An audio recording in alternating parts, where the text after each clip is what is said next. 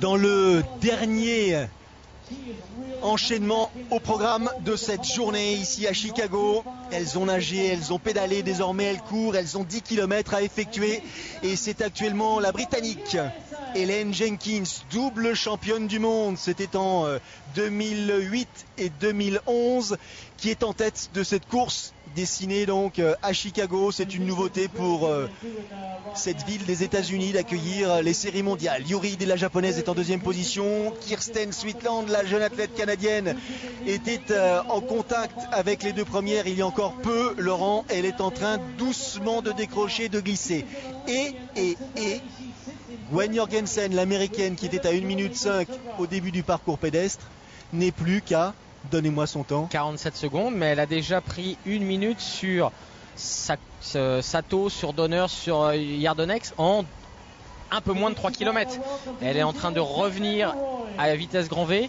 Le fait que Kirsten Swiftland ait fait un tour devant et soit en train de coincer et pas qu'un petit peu, ça veut dire qu'Helen Jenkins est en train de mettre un très très gros tempo parce qu'elle sait ce qui se passe derrière. Elle est informée et 44 secondes, elle grignote Jorgensen seconde par seconde. Alors elle grignote sur Jenkins et Ide. Elle va dans pas longtemps apparaître quasiment au contact avant la fin de ce tour, au contact de Swiftland. Et ensuite, oh là là, alors elle se met dans le dur, hein, la bave aux lèvres, elle est à fond. Elle n'avait pas le choix. Et il va falloir, ça va être intéressant. Hein. Allez, regardez, la première, McShane, la première à être croquée par l'américaine, l'australienne. La première, il y en a quelques-unes un petit peu avant, mais parmi celles qu'on s'attendait. Regardez, c'est Moffat qui est pas juste devant, mais qui est un tout petit peu plus devant, avec Nikki Samuels. Si on a bien vu au demi-tour ce qui se passait, ça veut dire qu'elle va déjà réapparaître en 4 ou 5e, en 5e position. McShane d'abord, Samuels dans la foulée de McShane. Gwen Jorgensen revient de manière spectaculaire sur la tête de là-bas, course. C'est Moffat. Et devant, c'est Charlotte Bonin qui est en 5e position. Bonin donc là, qui était tranquillement à l'abri à vélo derrière. Elle vient de se croiser. Voilà. Bonin qui était tranquillement à l'abri en fin de peloton, en l'occurrence du peloton leader. C'est réservé pour la course à pied. Mazzetti qui vient de passer. Voilà, le demi-tour est là. Elle sait exactement où elle en est. Wow, le suspense est énorme. Waouh, Jorgensen. Pas pour tout le monde. Pour Allez, Nikki à Samuels, l'intérieur du virage, presque la méthode des pilotes de Formule 1. L'américaine dépasse Nikki Samuels, l'australienne. Elle relance immédiatement, léger faux plat descendant, et puis il faut profiter de cette allure, de cette vitesse maintenue pour revenir aussi vite que possible sur Emma Moffat, parce que certes il y a 10 km, mais devant, vous le soulignez tout à l'heure justement Laurent, Jenkins arrive à maintenir un tempo super élevé. Ah oui, parce que depuis plus d'1 kilomètre, on est entre 45 et 50 secondes, et puis on voit les barrières qui défilent derrière. Donc Jenkins va vite, Yuri Ide s'accroche, elle est à la rupture. Kirsten Swiftland n'a pas pu s'accrocher. C'est qu'elle est en train de mettre un très très gros tempo. Ça n'est évidemment pas un hasard et c'est sa seule possibilité pour pouvoir espérer gagner cette course. Et tout dépend du tempo sur lequel s'est mis Jorgensen. Est-ce qu'elle s'est mis dans la tête, je suis la meilleure en course à pied et je gère mon 10 km comme un 10 km, ou est-ce qu'elle s'est mis au taquet jusqu'à temps qu'elle revienne sur la tête et ensuite on verra ce qui va se passer. Connaissant l'américaine, je pense qu'elle est à fond. De toute façon, on a vu sa ventilation, on a vu qu'elle avait la bave aux lèvres au sens propre comme au sens figuré. Et avec, vous voyez, à la faveur de ces croisements, elle sait où elle en est. Moffat vient d'être attrapée. Voilà, elle est là sur la droite, la grande australienne. L'américaine va sans aucun doute la déposer. Ce sera au tour ensuite de Charlotte Bonin. Et après, elle aura la tête de course sur le point de mire et elle pourra faire son effort encore plus. Spectaculaire. Gwen Jorgensen. 37 secondes. C'est fou, ça fond comme neige au soleil. Et pourtant, la température extérieure ici à Chicago est de 27 degrés. Tout est réuni justement pour assister à un spectacle de premier plan. Et Yuri Ide, la japonaise, qui ne cesse de rester au contact d'Helen Jenkins. Yuri Ide 12e lors de l'étape précédente, c'était à Londres. 15e à Yokohama. Des places qui ne laissent pas effectivement penser qu'elle puisse réaliser ou du moins rivaliser à ce niveau-là avec les autres. Toujours est-il qu'elle va faire une place. Elle va probablement faire peut-être podium, bien sûr. Mais le problème pour Jenkins n'est pas là, ça n'est pas Yuri Ide son problème, puisque Yuri Ide ne lui est d'aucune utilité, puisqu'elle ne prend pas de relais, elle ne peut pas prendre de relais. Elle a été utile sur le premier kilomètre, c'est elle qui a lancé cette course à pied, Yuri Ide. Voilà, on va s'approcher de la fin du deuxième tour, et là, On va avoir une lecture très précise. Et oui, on avait 35 secondes tout à l'heure. Ça veut dire qu'il peut y avoir 30-32 secondes. C'est-à-dire qu'en 5 km, elle aura pris la moitié de son écart à Jenkins. Et 2 x 2, ça fait 4. Nous sommes d'accord, nous sommes sur un tempo où Jorgensen va plus vite, mais peut-être pas suffisamment pour revenir. Oh, Jenkins, elle est impressionnante. Hélène Jenkins, comme aux plus belles heures de sa carrière, c'était avant les Jeux Olympiques de Londres, où elle vraiment donnait le sentiment de dominer de la tête et des épaules le circuit international. Oui, mais là, la différence, Vincent, c'est qu'elle n'est pas à la lutte directement. Bien sûr, elle est contre Yuri à la lutte, mais sa véritable adversaire est en train de revenir de derrière, alors que d'habitude, c'est une course épaule sur épaule, épaule contre épaule. On part à 5 ou 6 devant, on élimine au fur et à mesure, et je sais qui sont mes adversaires. Là, son adversaire le plus dangereux est derrière elle. Elle ne le contrôle pas. Elle ne sait pas où elle en est. Enfin si, elle connaît son écart, mais elle ne le contrôle pas de visu. Oh, regardez! Non, je pensais que c'était Jorgensen qui arrivait déjà. Ah bah alors j'ai là, eu peur. On allait à lourde à genoux quand même. À lourde à genoux? Bah oui. C'est une idée. Tant qu'à faire. Jenkins qui vient de jeter un petit coup d'œil, vous l'avez Sweetland remarqué, là-bas. ne serait-ce que pour voir si Jorgensen entrait, elle, dans l'aire de transition. C'est sans doute le moment fatidique. Nous sommes à mi-parcours. On connaît l'aisance de Gwen Jorgensen sur la deuxième moitié du parcours. 33 et 33, une 6, c'est l'écart quasiment pile poil qu'elle avait à la sortie de l'aire de transition numéro 2. Donc en posant le vélo, ça veut dire qu'on est sur un suspense incroyable. Quand je dis incroyable, c'est qu'elle a fait voler en éclats Moffat, Bonin, tout ça, bien sûr.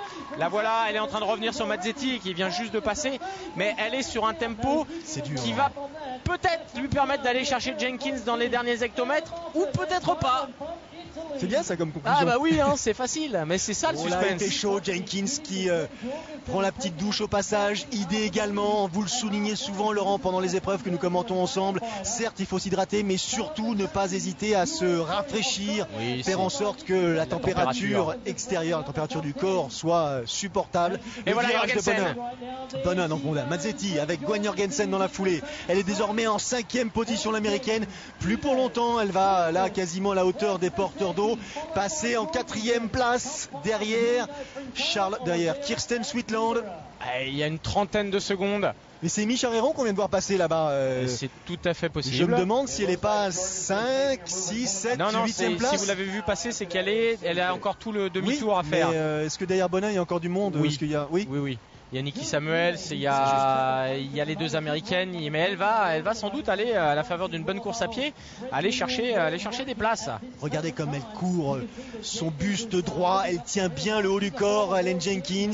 Alors on voit pas les yeux, mais ils doivent être en train de viser l'horizon le plus lointain. Ça piétine un peu, Laurent. On a l'impression que c'est logique aussi.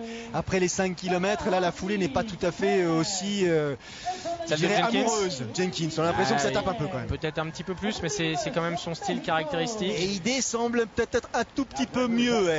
Pour l'instant, elle est restée dans la foulée, certes, mais elle est très puissante, Idée. On connaît ses finishes, hein. C'est à surveiller de très près. Jenkins a raccourci un tout petit peu la foulée. Et là, elle va pouvoir prendre l'information. Allez, voilà, la caméra tout à l'heure écrasait beaucoup. Il y avait 30 secondes. Voilà, Mazzetti vient d'être dépassé par Jorgensen. Maintenant, elle a Sweetland en point de mire. Et évidemment, elle va aller la chercher.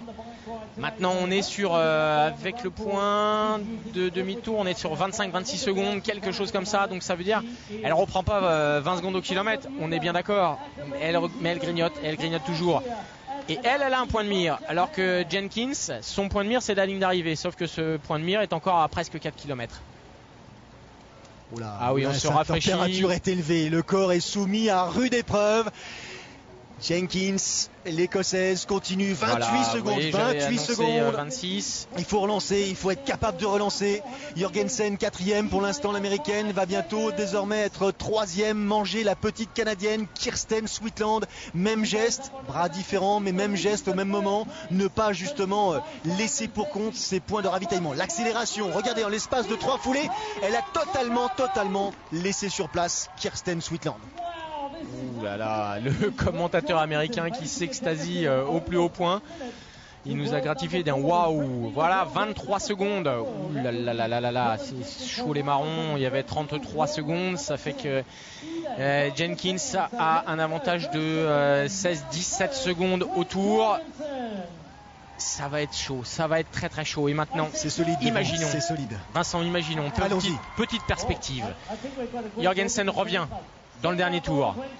Elle revient au 9e kilomètre. Est-ce qu'elle va avoir suffisamment de force pour pouvoir résister à une accélération éventuelle de Jenkins, puisque là, dans sa tête, elle s'est focalisée sur la tête de course. Elle y va coûte que coûte. Elle y va coûte que coûte et peut-être qu'elle va venir buter, qu'elle va avoir un petit peu de mal. Ou alors, si exceptionnelle comme elle est, elle va passer et elle va aller gagner cette course. Alors là, ce serait colossal. Gwen Jorgensen, l'américaine, qui a débuté le triathlon en 2010. 2010, c'était hier. Grand gabarit, ce n'est pas bien sûr Helen Jenkins que l'on voit à l'image, mais grand gabarit 1m77, coachée par Jamie Turner. 3 victoires en série mondiale, 4 victoires en Coupe du Monde, et ça seulement depuis 2010, Laurent. Et déjà 2 victoires cette saison, Yokohama et Londres. 4e mondial l'an passé, ça ne peut pas la satisfaire, bien sûr, ce qu'elle veut c'est le titre de numéro 1. D'autant plus que 4e mondial sur une circonstance de course. C'est-à-dire qu'à Londres l'année dernière, elle chute en vélo et elle ne peut pas finir la course. Et donc elle est exclue du podium par le fait qu'elle n'ait pas fait cette finale. Donc elle était quand même en position de gagner le titre mondial.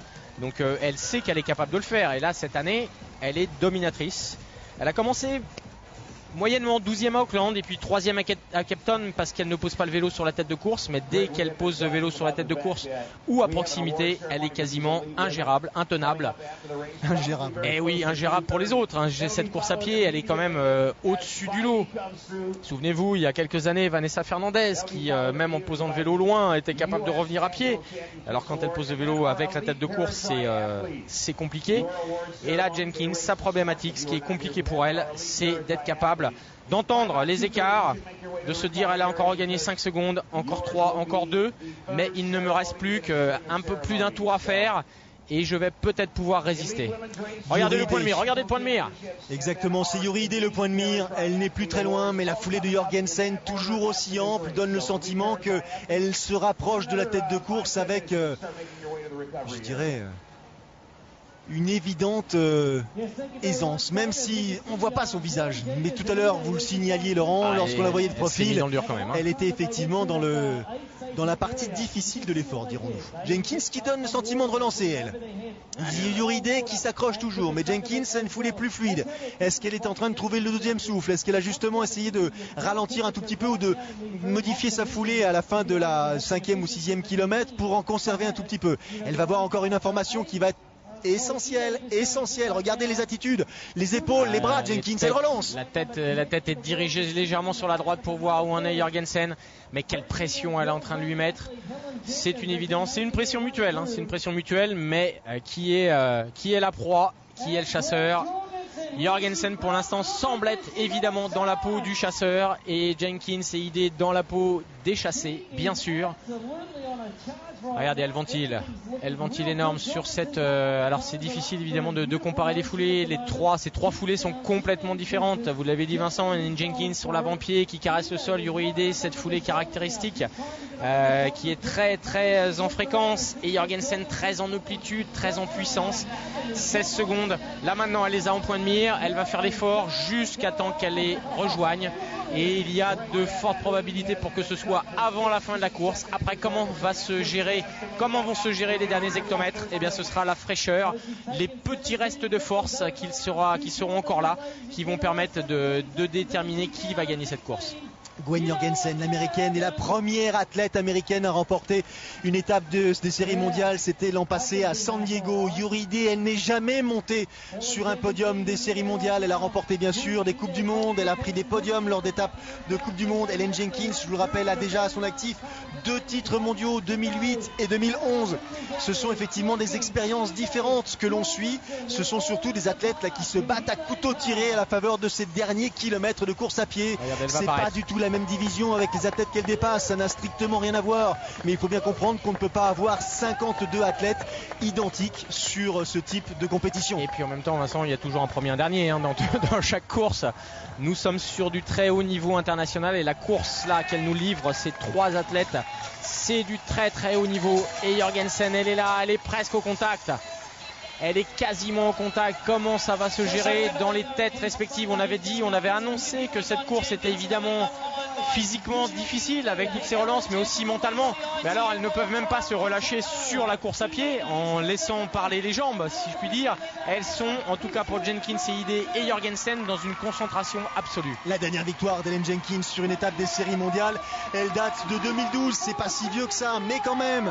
Et puis elle en avait fait quelques-unes quand même. Hein. Quelques-unes. Regardez, elles sont au contact. Jorgensen qui évalue du coup la situation des concurrentes en retrait. Ouh, Jorgensen. Ouh là là, il y a des signes là qui ne trompent pas. Qu'elle a consenti. Elle va les rejoindre. Et Jenkins qui tient le coup, mais c'est inéluctable. Elle revient, Gwen Jorgensen. Elle va. C'est fait maintenant. Il reste un tour, Laurent. Vincent, ce qui va être très très intéressant, ça va être son attitude. Est-ce qu'elle a encore les réserves, c'est-à-dire les 2 km 2, 2 km 3 qui nous restent, les poser, passer sans se retourner, sans regarder, leur mettre une pression et leur dire je suis vraiment beaucoup plus fort que vous, ou est-ce qu'elle a fait l'effort jusqu'à temps qu'elle les rejoigne et là elle va se caler un tout petit peu pour pouvoir récupérer? C'est toute la problématique des instants qui vont suivre. 1 minute 5 en 7 km et demi. Ah bah oui. Regardez Godoy, l'Espagnol, à la peine, dans un style très différent. Jorgensen, derrière, en 3e position, avec les lunettes jaunes sur le nez. Jenkins, là, en gros plan, derrière l'Espagnol, avec sa tenue rouge. Elle cache Yuri Idé, la japonaise. Alors, vu d'ici, Jorgensen, j'ai la nette impression qu'elle est sur son rythme à elle. Et qu'elle va passer. Qu'elle devrait passer. Elle me donne l'impression d'être vraiment sur un tempo qu'elle maîtrise. Voilà, on va bientôt avoir la réponse. Regardez l'attitude de l'américaine, ça ne trompe pas. Elle temporise d'abord, elle respire un tout petit peu. Elle sait que ses proies sont à proximité, à portée de main, à portée de fusil, j'ai tenté de dire. Et pour l'instant, elle patiente. Elle n'a pas de raison de susciter un départ anticipé de Jenkins, une prise de risque. Elle est là, elle attend que ça se passe et puis elle va récupérer. Et peut-être que dans les 500 ou 700 derniers mètres, elle déposera tout le monde. Enfin, pour l'instant, elle les fait souffrir. Elle va peut-être passer 1 ou 2 minutes à faire redescendre un tout petit peu la pression et elle attaquera quand elle va. C'est des cycles sur des sports d'endurance comme ça, longs, sur des filières longues. C'est des cycles. Elle s'est mise, comme on dit, à la planche pour revenir. Elle est revenue probablement plus tôt qu'elle ne le pensait, puisque les écarts, en tout cas mi-course, nous laissaient pas. Vincent, elle a gagné 32 secondes sur les 5 premiers kilomètres, elle en a gagné 33 sur les 2 km et demi qui suivaient. Alors soit elle a mis un coup d'accélérateur, mais ça m'a pas donné cette impression, soit comme vous l'avez bien vu Vincent, c'est la tête de course qui a un petit peu ralenti, car elles étaient parties très très vite et donc elles ont subi dans ce 3e tour et elles ont permis à Jorgensen de prendre exactement le même écart dans un tour que ce qu'elle avait fait dans les 2 premiers. Elle se porte à la hauteur de Yuri Idé, elle est sur les talons d'Ellen Jenkins et la Britannique, elle fait tout pour résister, empêcher, mais elle ne sait que ce ne sera pas possible, empêcher l'américaine de venir à sa hauteur. Regardez, elle prend le virage à la corde, elle saisit bien la bouteille, histoire aussi d'empêcher l'américaine de peut-être essayer de passer à l'intérieur.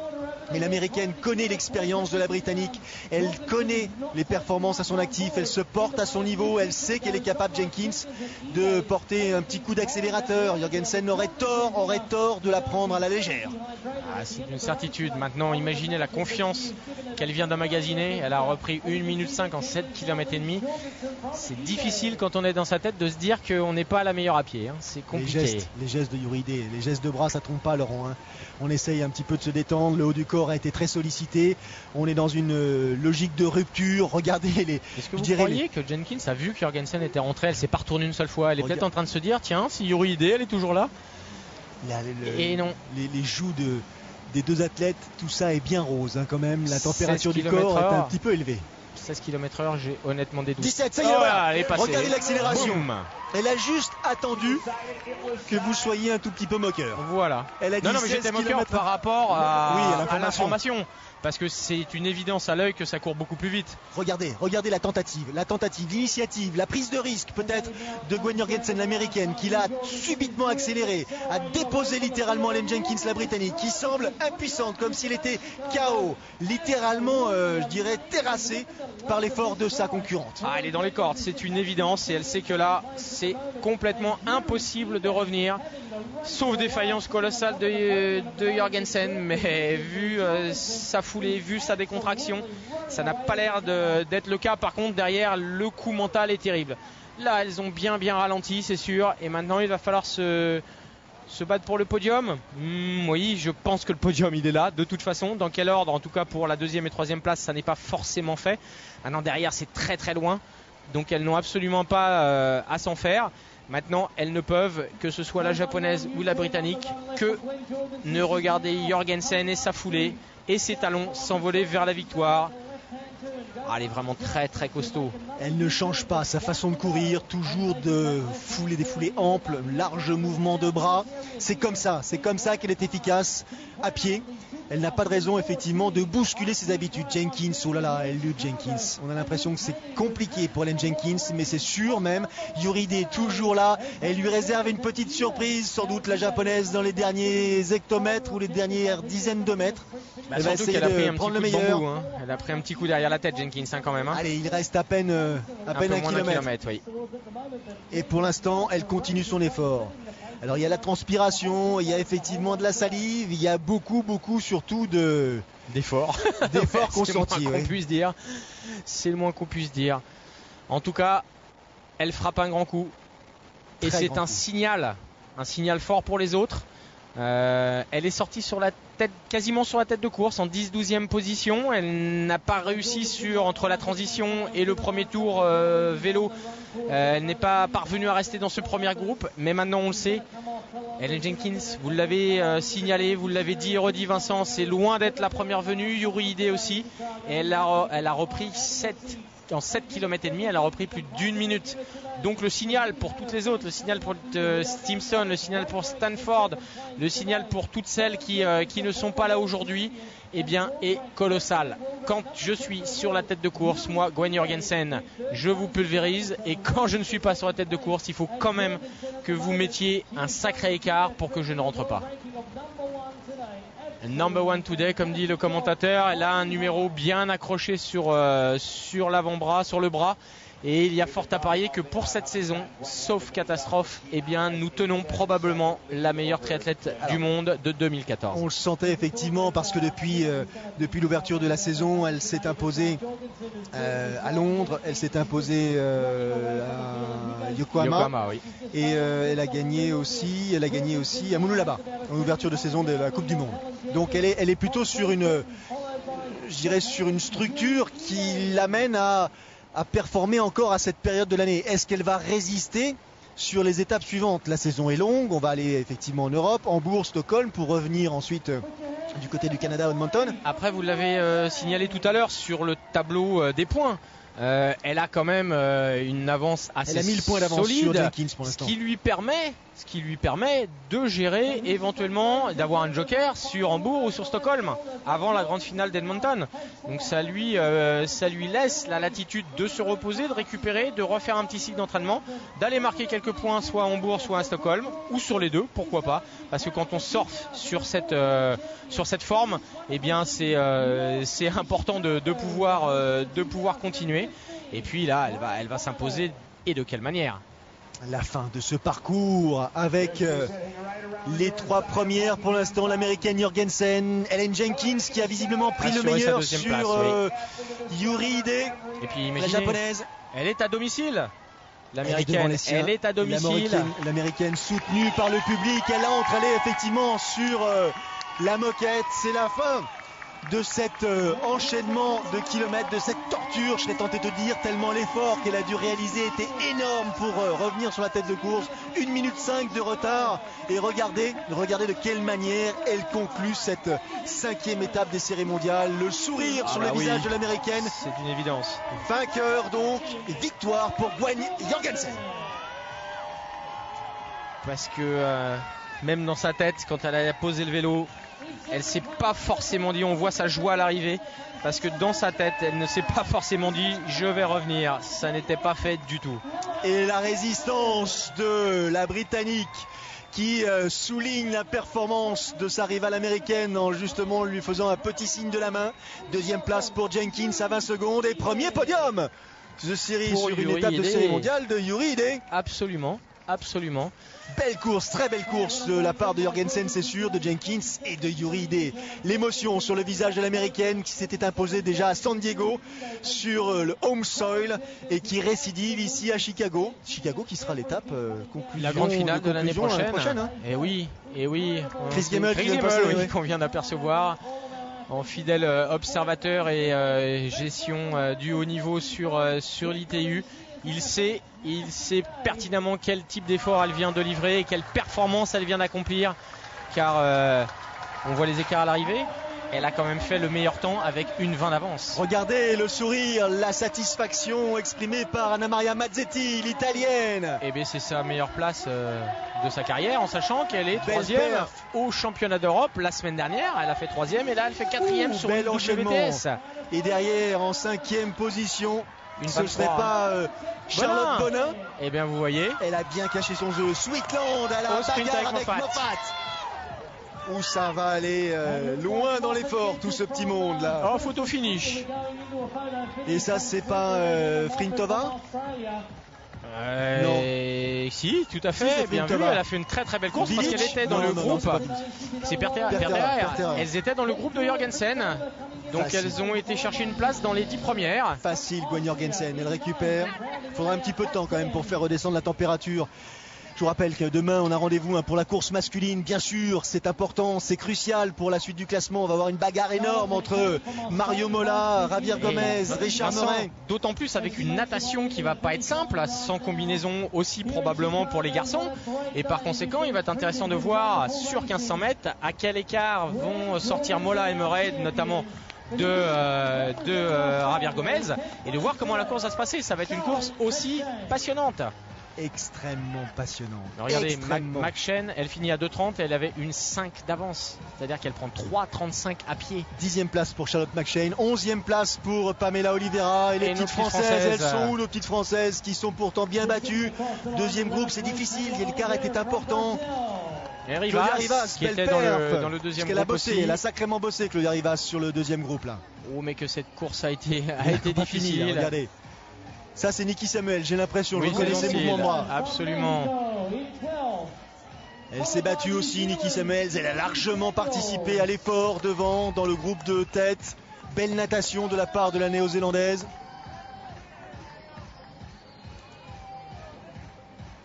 On attend avec impatience probablement Amy Charéron pour nos Françaises. Niki Samuel qui termine à la 12e place. Voici la Française, Catherine Verswift, la Belge, qui vient donc de franchir la ligne d'arrivée en 14e position. Où est-ce que vous avez vu la Non, j'ai cru comprendre qu'il annonçait l'arrivée de la Française, mais you are listening j'ai dû the English effectivement mal entendre. Où il l'annonce dans le demi-tour, c'est Backhouse. 27 degrés, c'était la température extérieure, très humide. L'atmosphère, elles sont marquées et c'est normal. Imaginez cet effort réalisé par ces championnes là. Avec du vent, Vidic, Donner qui était dans le groupe de tête. Oula, il y a dû avoir une fin de parcours difficile du côté des athlètes françaises là.